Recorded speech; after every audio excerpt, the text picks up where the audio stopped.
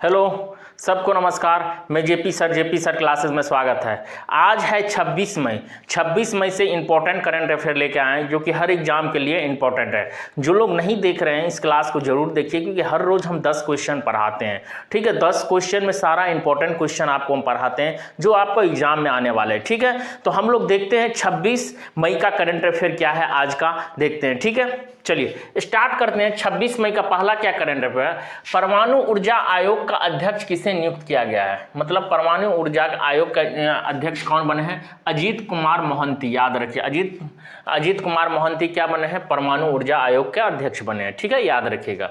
दूसरा, लता दीनानाथ मंगेशकर पुरस्कार, लता दीनानाथ मंगेशकर पुरस्कार 2026 किसे चुना गया है? कैलाश सत्यार्थी को। याद रखिएगा, उनको 2014 में नोबेल पुरस्कार भी मिला था। याद रखिएगा। ठीक है, उसके बाद तीसरा, किसने 6000 किलोमीटर लंबी सीमा को अवैध बनाने के लिए स्मार्ट बॉर्डर प्रोजेक्ट घोषित किया गया है? कौन किए हैं? अमित शाह, गृह मंत्री अमित शाह। अभी देखिए, जो वेस्ट बंगाल में भी जो अवैध सीमा है, जैसे बांग्लादेश से वेस्ट बंगाल का जो सीमा लग रहा है, उससे को क्या कर रहा है, अभी फेंसिंग का काम चल रहा है। मतलब वहाँ पे सीमांत का काम चल रहा है, नाप जोख हो रहा है, जिससे उसको क्या होगा, बॉर्डर को पूरी तरह से स्मार्ट बॉर्डर बनाया जाएगा, सील कर दिया जाएगा, जिससे मतलब बांग्लादेश का जो घुसपैठियाँ हैं वो नहीं आ सके। ठीक है, पाकिस्तान का जो बॉर्डर है जो उससे भी नहीं आ पाए। ठीक है, जिससे क्या होगा, पूरी तरह से स्मार्ट बॉर्डर बन जाएगा, तो उससे क्या होगा, जो अवैध घुसपैठियां आतंकवादी ये लोग नहीं आ पाएंगे। ठीक है, याद रखिएगा।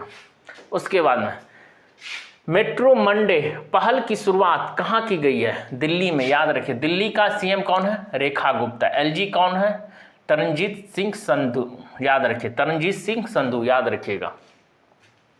SIPRI 2025 की रिपोर्ट के अनुसार रक्षा खर्च में मामले में शीर्ष पे कौन रहा है? मतलब सबसे रक्षा, मतलब कि रक्षा खर्च, मतलब कि इसके ऊपर में कौन से सबसे ज़्यादा खर्चा कर रहा है? ठीक है, अमेरिका। ठीक है, याद रखिएगा। आप लोग कमेंट में बताइएगा जो भारत कौन सा स्थान पे।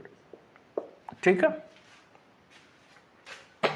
उसके बाद में छठा, नमूना पंजीकरण प्रणाली SRS बुलेटिन 2024 के अनुसार भारत किस राज्य में शिशु मृत्यु दर AMR सबसे कम किया गया? केरल में। याद रखिए, शिशु मृत्यु दर जो है आज केरल में सबसे ज़्यादा कम है। ठीक है, केरल को आपको किस नाम से जाना जाता है ये भी याद रहेगा, मतलब नारियलों को भूमि के नाम से भी केरल को जाना जाता है। ठीक है, तो ये सब चीज़ आपको याद रखना।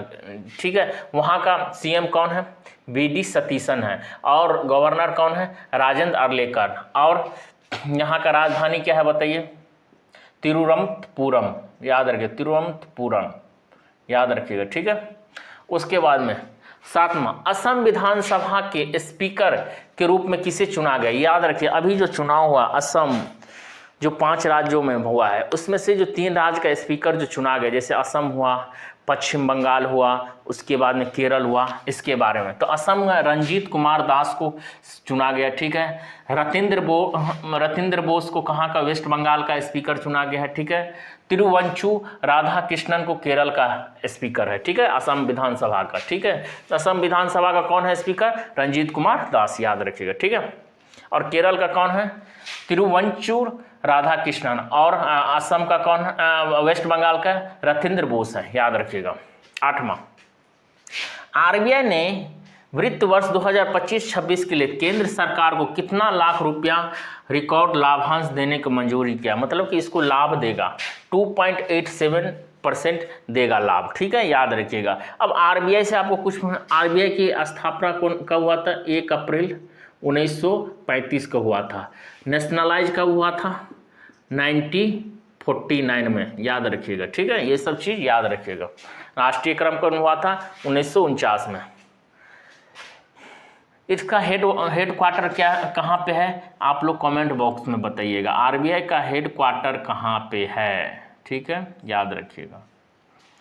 भारत नौसेना के लिए लॉन्च किए गए पहले next generation source patrol vessel first NGOP का नाम क्या है? संघमित्रा है। याद रखिएगा। 10वां, भारत ने किस अफ्रीका देश के WTO को प्रवेश का समर्थन करते हुए द्विपक्षीय परिग्रह प्रोटोकॉल पर हस्ताक्षर किया? किसके साथ? इथोपिया के साथ। ठीक है, भारत ने किस अफ्रीकी देश के WTO प्रवेश का समर्थन करते हुए द्विपक्षीय परिग्रहण को प्रोटोकॉल का हस्ताक्षर किया? किसके समर्थन किया? इथोपिया का। ठीक है, भारत। ठीक है, ये जो आपको 10 क्वेश्चन हम पढ़ाए ना, बहुत इंपॉर्टेंट क्वेश्चन है। आप कॉपी में पेन में नोट डाउन कीजिए और आप एग्जाम के टाइम में आप इसको एक बार और देखिएगा, जिससे आपको बहुत फायदा मिलेगा। ठीक है, जो लोग ज़्यादा से ज़्यादा बच्चे तक शेयर करिए। ठीक है, चलिए फिर मिलते हैं नेक्स्ट क्लास में।